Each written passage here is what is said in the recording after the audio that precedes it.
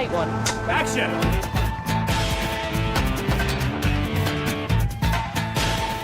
Because it was such a quick turnaround that we got a second series, it's been a kind of a brilliant but rushed thing where we're like, well, what happens to our characters next?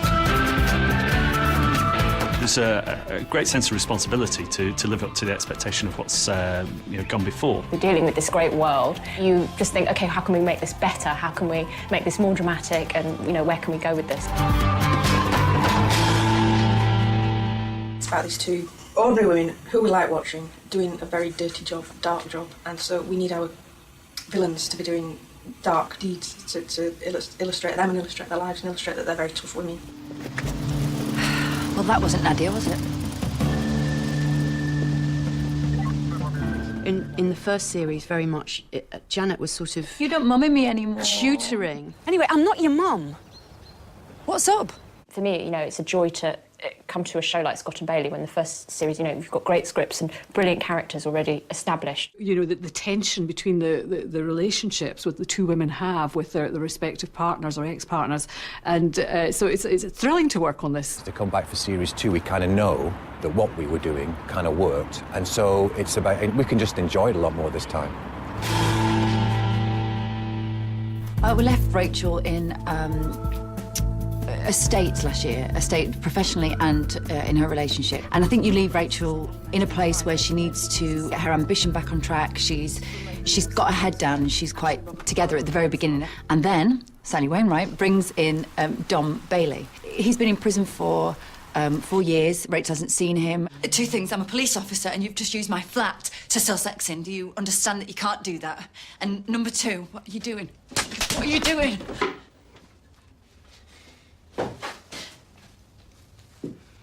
Do you want me to go? No, Dom, I want you to get your life back together.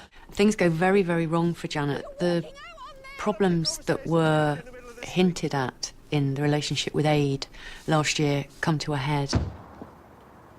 You're a pathetic, petulant, sulky kid.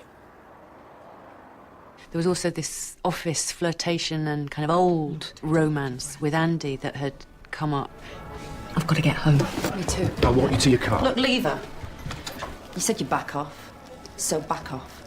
That's the beauty of our show, that things can go dreadfully wrong on huge levels, but they are good at their job. Sally had to write 7 of the 8. Lovely Amelia Bullmore writes episode 7. I've never been in a whole script I wrote that's been filmed. I've written an episode of something to fit in with a bigger thing, which I know from the inside. So it's felt very sort of like a very natural fit in a funny way. I think there are two Amelias. There's the Amelia that we see on set, and then there's this other Amelia that appears in the room, who is a writer. The bit where they merge is where you're acting in the thing that you wrote, which has been strangely unstrange. So, following the post-mortem, after Leon Foster was shot, take a deep breath, gentlemen, his penis was cut off and shoved down his throat.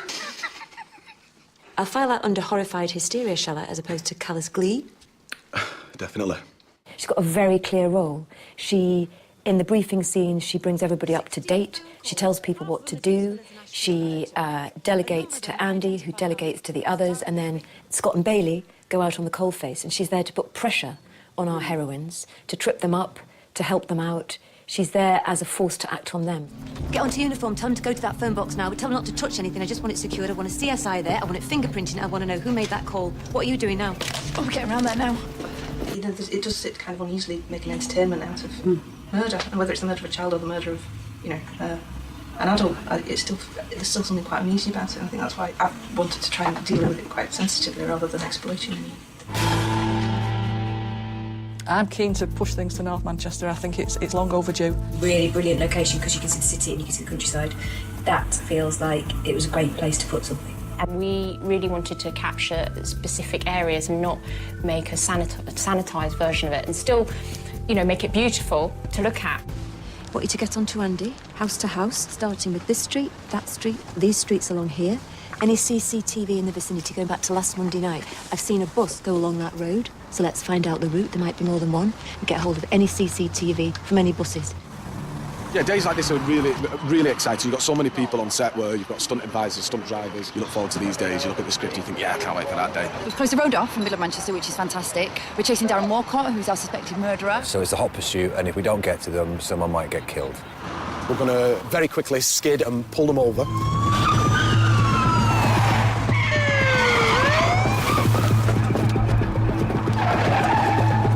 We get out of the car.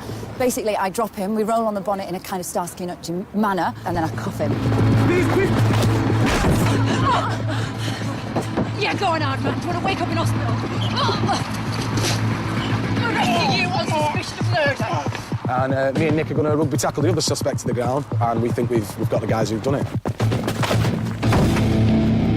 And I am knackered, because we've been doing it all day, and I'm sure it's going to look amazing, but I need a hot bath. I think sometimes with Sally, what's really interesting about her writing is that just as you think, there is an obvious, very obvious leap that a character could make or a road that they could go down. And it's almost as if sometimes Sally sees that and then goes, nah, I'm going to go that way. Sally was determined from the start to put new structures in and new ways of telling stories so it never felt familiar.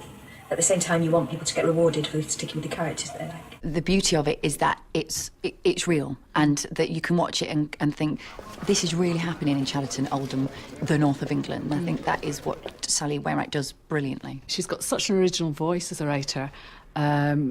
Great sense of drama. Her characters are always emotionally 3D. That's it then, is it? Just like that. Why? Time, space, all the things I've talked about, all the things that I've never made a secret of. I hope we're friends, but I can't. I'm going now.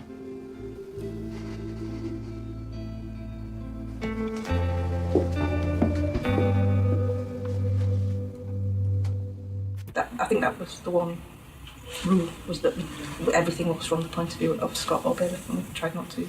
And that we tried to make everything factually accurate in police terms, which sometimes you feel really constrained by. But I think in the end makes it a better series.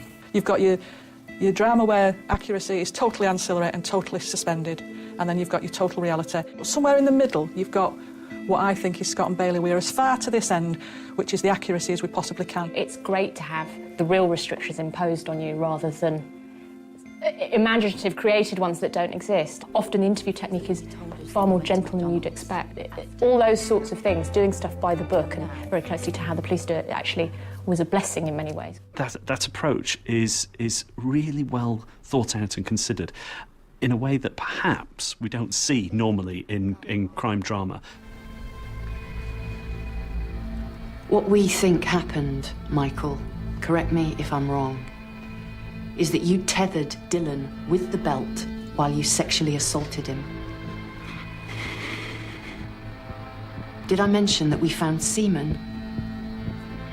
Is that going to turn out to be yours, Michael?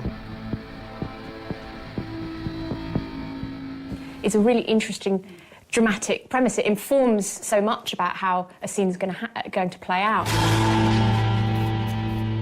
What's interesting about getting a second series is that it allows everybody to figure out what it was that they really liked first time around. That without wanting to change it and make it feel different, you want to develop it and move it forward. This time I think we get to spend just that little bit more time with our guest artists and our criminals. You're trying to remain true, but still do something exciting and new. There's gold that happens in between certain moments that only comes because as colleagues, you know, we're very receptive and looking for all of that. There is this thing that Scott and Bailey do really well. It's not a generic friendship that you sometimes, female friendship that you sometimes see on television. It's got so many different layers. It's been great, you know, it's been fantastic.